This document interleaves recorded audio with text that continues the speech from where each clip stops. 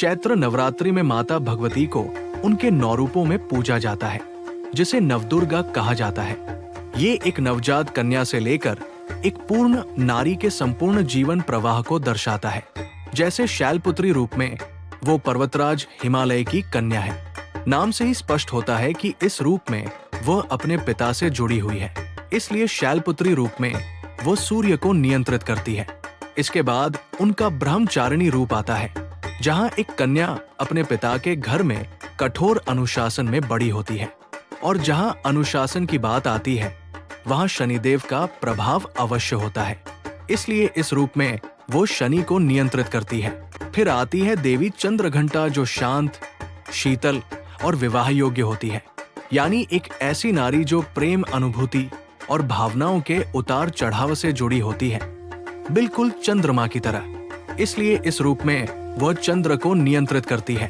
कूष्मांडा यानी चतुर्थ रूप में देवी सारे संसार के ताप को अपने गर्भ में धारण करती है।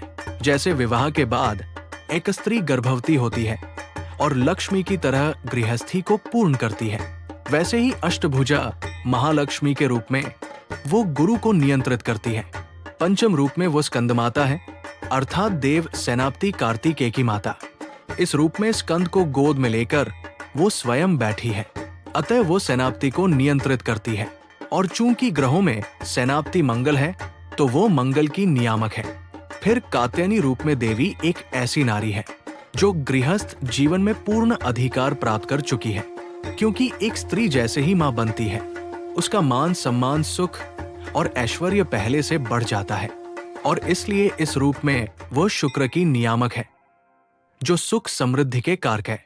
सप्तम स्वरूप में माता कालरात्रि सभी नकारात्मक शक्तियों जैसे भूत प्रेत और बाधाओं का नाश करती है और राहु को नियंत्रित करती है।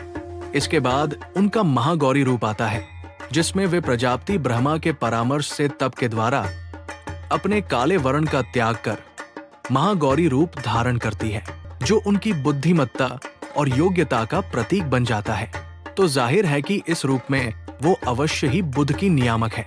नवा दिन मां सिद्धिदात्री के रूप में पूजी जाती है, जहां वह एक ऐसी नारी है जो संसार की कर्त्री है और परिवार के हर स्तर पर श्रेष्ठ है। वो हर समय 8 सिद्धियों से घिरी रहती है और भक्तों की सभी इच्छाएं पूरी करती है, इसलिए इस रूप में वो केतु को नियंत्रित करती है। ऐसे ही 9 रूपों में मां 9 ग्रहों पर अपना अधिकार बनाए रखती है, ताकि उनके भक्तों को कोई विघ्न न हो। यदि आप भी ग्रह पीड़ा से मुक्त होना चाहते हैं, तो प्रेम से बोलिए जय माता दी।